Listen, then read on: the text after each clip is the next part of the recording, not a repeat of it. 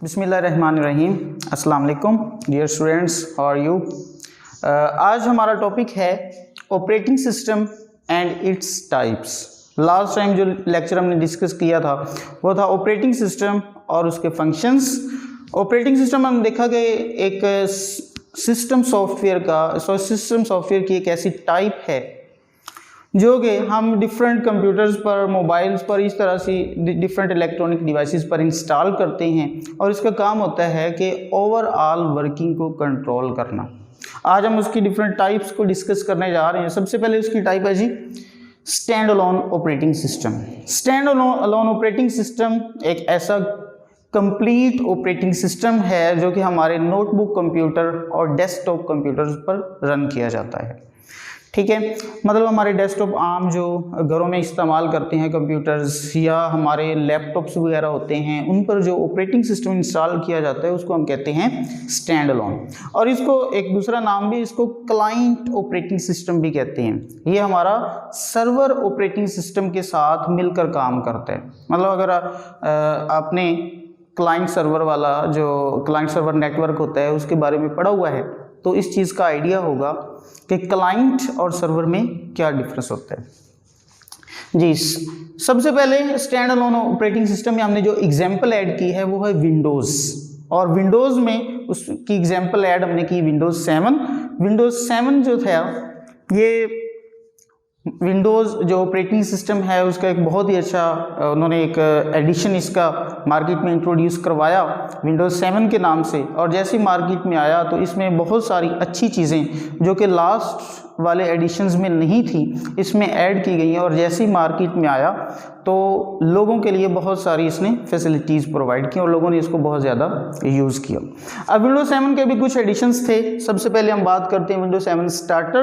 Windows 7 starter जो था ये विंडोज़ 7 स्टार्टर जो था ये जब मशीन्स बनाई जाती थी कंप्यूटर्स या लैपटॉप तो उन पर ये प्री इंस्टॉल्ड होता था। ये मार्केट में अवेलेबल नहीं था जैसे दूसरे मतलब हमारे एडिशंस थे कि हम मार्केट से उसकी डिस्क परचेज़ कर सकते हैं या इंटरनेट से उसको डाउनलोड कर सकते हैं।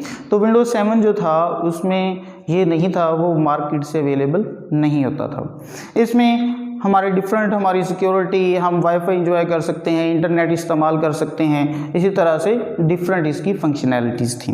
विंडोज़ 7 उसके बाद विंडोज़ होम प्रीमियम आया, उसमें वो सारी फंक्शनैलिटीज़ जो विंडोज़ 7 स्टार्टर में थी वो उसमें ऐड की गई और इसमें एक नई फंक्शनैलिटीज़ ऐड की गई जो थी 3D, कि हम उसमें 3D वीडियोस क्रिएट कर सकते हैं, एनिमेशन, फोटो व्यूवर, इस तरह से डिफरेंट उसमें कुछ इंक्रीमेंट किया गया और नया एडिशन बनाया गया। उसके बाद विंडोज़ 7 अल्टीमेट, उसमें भी वो सारी बाकी वाली फंक्शनैलिटीज़ और उसमें सिक्योरिटी को मज़ीद इंक्रीज़ किया गया। उसके बाद हमारा है जी विंडोज़ 7 प्रोफेशनल। विंडोज़ 7 प्रोफेशनल जो था ये बिज़नेस वाले लोगों के लिए बड़ा फ़ायदेमंद था और यही वजह थी कि विंडोज़ 7 प्रोफेशनल जो है, जो बिज़नेस से रिलेटेड लोग हैं वो विंडोज़ 7 प्रोफेशनल को बहुत ज़्यादा इस्तेमाल करते हैं। उसके बाद हमारा सेकंड है जी Mac OS, Macintosh operating system. इसका जो फर्स्ट वर्जन था वो 1991 में इंट्रोड्यूस करवाया गया और इसने ग्राफिकल यूज़र इंटरफेस में एक नई जिद्दत पैदा की। जैसे ही मार्केट में इंट्रोड्यूस करवाया गया तो ये मार्केट में ऐसे समझ कि जैसे छा गया और इसमें बहुत सारी वो फंक्शनैलिटीज़ ऐड कर दी गई जो कि विंडोज़ में मौजूद नहीं थी और इसमें ग्राफिकल यूज़र इंटरफेस बहुत ही अच्छा था जिसको यूज़ करना भी बड़ा आसान था। इसमें प्रॉब्लम यही था कि हमारा जो विंडोज़ मैकिंटोश ऑपरेटिंग सिस्टम है ये सिर्फ उन मशीन्स पर इंस्टॉल्ड हो सकता था जो कि एप्पल की बनाई गई थी। जिन मशीन्स को एप्पल ने बनाया था ये कंपैटिबल सिर्फ उन्हीं मशीन्स पर था, दूसरी मशीन्स पर ये इंस्टॉल्ड नहीं हो सकता था। उसके बाद लिनक्स एंड यूनिक्स। लिनक्स और यूनिक्स हमारे दोनों स्टैंड अलोन ऑपरेटिंग सिस्टम हैं और इनमें काफ़ी चीज़ें सिमिलर भी हैं ये, और इनमें ये भी था कि ये कुछ इनमें एडिशंस जो थे वो ग्राफिकल यूज़र इंटरफेस में थे और कुछ जो थे वो कमांड लाइन ऑपरेटिंग सिस्टम में थे। कमांड लाइन भी थे और GUI भी थे। लिनक्स में एक डिफरेंट चीज़ यूनिक्स से ये थी कि ये एक ओपन सोर्स ऑपरेटिंग सिस्टम था।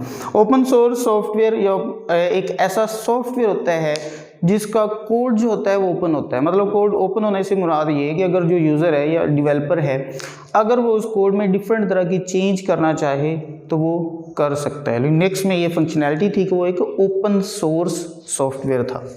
उसके बाद second type of the operating system is server based operating system. Server based, client server में क्लाइंट्स होते हैं और उनका सर्वर होता है। जो क्लाइंट होते हैं वहाँ पर ऑपरेटिंग सिस्टम और इंस्टॉल किए जाते हैं, और जो हमारा सर्वर कंप्यूटर होता है उन पर ऑपरेटिंग सिस्टम डिफरेंट इंस्टॉल किए जाते हैं। उसमें हम multi user multitasking operating systems जो होते हैं वो इंस्टॉल करते हैं सर्वर साइड पर, क्योंकि सर्वर जो होता है उसको एक वक्त में एक से ज़्यादा लोग इस्तेमाल कर रहे होते हैं, एक से ज़्यादा फीचर्स वो या फंक्शंस एक ही वक्त में एक से ज़्यादा चीज़ें परफॉर्म कर रहा होता है, तो वहाँ पर जो ऑपरेटिंग सिस्टम होता है वो भी उससे डिफरेंट होता है। उसमें विंडोज़ सर्वर 2008, उससे पहले विंडोज़ जो था वो 2003 भी इंट्रोड्यूस करवाया गया और उसी को अपग्रेड कर दिया गया विंडोज़ सर्वर 2008 में। उसके बाद लिनक्स एंड यूनिक्स जो थे ये हमारे स्टैंड अलोन भी थे, और इनमें हमारे कुछ एडिशन जो थे वो हमारे सर्वर बेस्ड भी थे। सर्वर बेस्ड भी इनको इस्तेमाल किया जा सकता था। उसके बाद सोलारिस जो कि सन माइक्रो सिस्टम ने इसको डेवलप किया था, ये भी हमारा एक सर्वर बेस्ड ऑपरेटिंग सिस्टम था। उसके बाद नोवेल्स नेटवेयर नाम का एक हमारा सर्वर ऑपरेटिंग सिस्टम है, जो कि मतलब क्लाइंट सर्वर के लिए बड़ा ही मतलब स्पेशली क्लाइंट सर्वर के लिए जो बनाया गया था सॉफ्टवेयर वो था नोवेल्स नेटवेयर। उसके बाद थर्ड टाइप ऑपरेटिंग सिस्टम की वो है जी embedded operating system. Embedded operating system हमारे ऐसे ऑपरेटिंग सिस्टम्स होते हैं जो कि हमारी छोटी डिवाइसेस हैं, जैसे मोबाइल्स हैं, उसके अलावा कैमराज हैं, या कंज्यूमर्स साइड पर कुछ छोटी छोटी डिवाइसेस इस्तेमाल करती हैं, उन पर जो ऑपरेटिंग सिस्टम इंस्टॉल्ड किए जाते हैं उनको नाम दिया गया था एम्बेडेड। एम्बेडेड में सबसे पहले विंडोज़ एम्बेडेड CE नाम का एक ऑपरेटिंग सिस्टम इंट्रोड्यूस करवाया गया, जो कि हमारे आम छोटी मोबाइल डिवाइसेस या PDAs वगैरह पर इंस्टॉल किया जाता था, और इससे हम डिफरेंट तरह की एंटरटेनमेंट, इससे वाईफाई भी इंजॉय किया जा सकता था। इसमें हम अपने मैसेजेस भी सेंड कर सकते थे, इंस्टेंट मैसेजेस का भी फीचर था।